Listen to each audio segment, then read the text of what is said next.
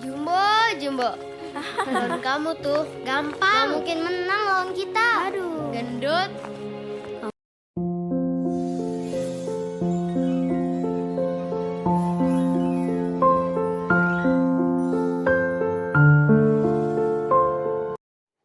Halo para pencari fakta film, berjumpa lagi bersama saya di portal Film DM. Di video kali ini, saya akan mengajak kalian semua untuk membahas mengenai salah satu film animasi terkenal asal Indonesia, yaitu film Jumbo. Film menjadi hiburan terbesar dan menjadi sebuah budaya yang sangat memikat banyak orang. Industri film di masa kini semakin berkembang pesat, tetap menjadi lahan bisnis yang menggiurkan. Film menjadi wadah yang menggambarkan bagaimana gambaran kehidupan, kisah masa lalu, mitologi, fiksi ilmiah, kepercayaan atau sekte, perang teknologi, dan percintaan. Saking berkembangnya sebuah film, para pembuat film tentunya mempunyai pesan yang mendalam bagi para penonton, agar memperhatikan hal-hal yang menjadi polemik dan keharusan yang harus dilakukan oleh manusia dalam kehidupan sosialnya di masyarakat. Baiklah, tanpa berlama-lama, saya akan langsung membahas mengenai film animasi Jumbo satu ini.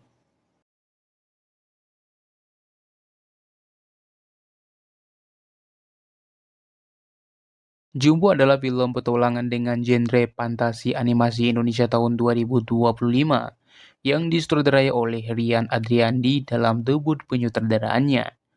Film ini diproduksi oleh Visinema Studio bersama Springboards dan Anime.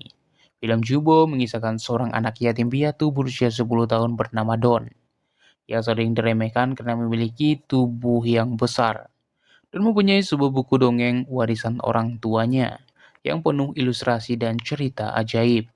Buku tersebut bukan hanya kenang-kenangan, tetapi juga menjadi sumber inspirasi dan pelarian bagi Don dari dunia yang terasa tidak ramah karena kerap diremehkan oleh teman-temannya.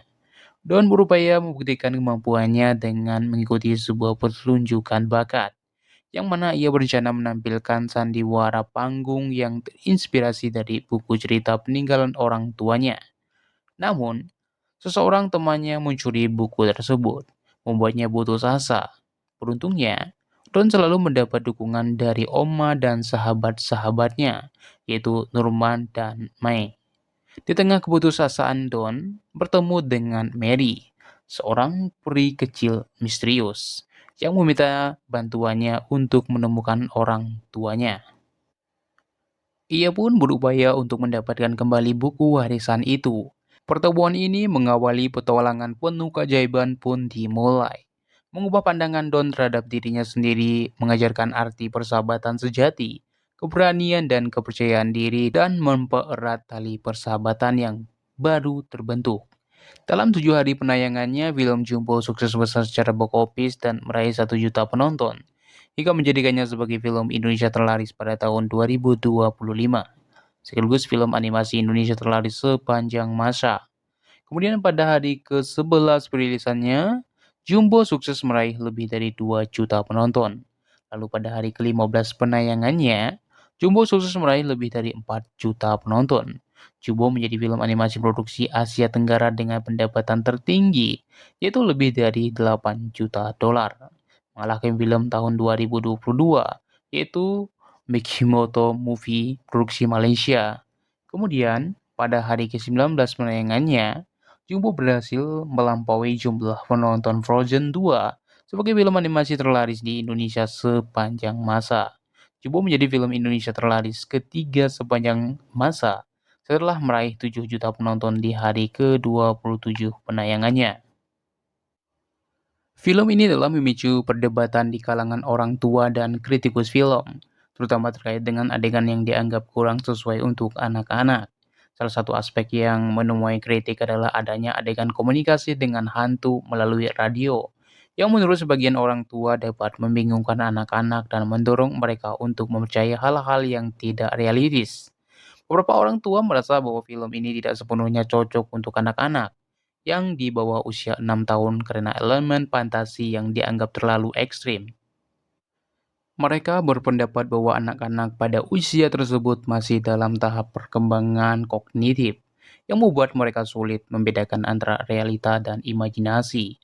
Mereka khawatir bahwa adegan seperti komunikasi dengan hantu dapat mempengaruhi cara berpikir anak-anak dan menimbulkan pertanyaan yang sulit dijawab oleh orang tua. Orang tua berperan penting menyaring jenis tontonan yang boleh disaksikan oleh anak-anak. Hal ini dimaksudkan untuk menjaga batasan yang jelas agar mencegah dampak yang tidak diinginkan di kemudian hari. Rasa penasaran kita terjawab setelah menontonnya di bioskop atau platform online dan kita bisa menarik kesimpulan bahwa film Jumbo adalah film yang super keren. Dari segi penggarapan animasinya, film ini tak kalah dengan produk Walt Disney, Pixar, Studio Ghibli, DreamWorks, Warner Bros, Illumination, dan studio animasi lainnya. Melalui film ini, film animasi Indonesia naik kelas menjadi tayangan yang memukau dan sangat diperhitungkan di kancah film animasi Asia. Seperti diberitakan banyak media, film Jumbo dibuat dengan melibatkan 420 animator dan kreator lokal dari sejumlah daerah di Indonesia. Total waktu penggarapan film ini membutuhkan waktu 5 tahun. Pendapatan kotor film ini diperkirakan sekitar 163,7 miliar dengan 3.275.697 penonton pada pekan awal pemutarannya. Saat skrip ini dibuat, jumlah penonton film ini sudah melampaui 6 juta penonton pada hari ke-22 penayangannya dan akan terus bertambah karena film ini masih tayang di banyak bioskop. Film Jumbo telah menempati posisi sebagai film terlaris di Asia Tenggara yang tayang di 17 negara dan direncanakan akan bertambah negara yang dapat memutar film ini.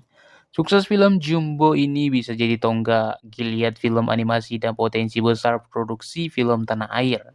Fenomena film Jumbo juga membuktikan kepercayaan dan kebanggaan masyarakat Indonesia terhadap industri film animasi tanah air. Kesuksesan film Jumbo sebagai film animasi dengan jumlah penonton terbanyak se-Asia Tenggara merupakan tonggak penting dalam sejarah perfilman anak dan animasi Indonesia. Kesuksesan film Jumbo menunjukkan bahwa anak-anak adalah segmen penonton yang kuat dan mereka merindukan tontonan yang sesuai usianya. Hal ini juga mematahkan anggapan bahwa film anak tak laku dan tak menguntungkan. Keberhasilan film Jumbo membuktikan bahwa talenta animator Indonesia tak kalah dengan animator asing.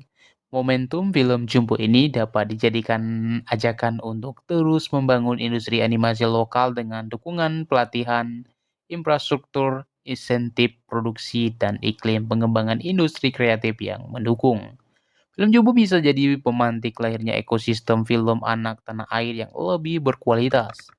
Masuknya film Jumbo jadi film animasi dengan jumlah penonton terbanyak di tingkat Asia Tenggara bisa membuka jalan untuk film-film anak Indonesia menembus pasar internasional, sekaligus jadi alat soft power bagi Indonesia di kancah global. Melalui Jumbo bisa jadi upaya menaikkan derajat profesi kreator animasi Indonesia dari sekadar pelaksana teknis menjadi penggerak budaya dan ekonomi kreatif.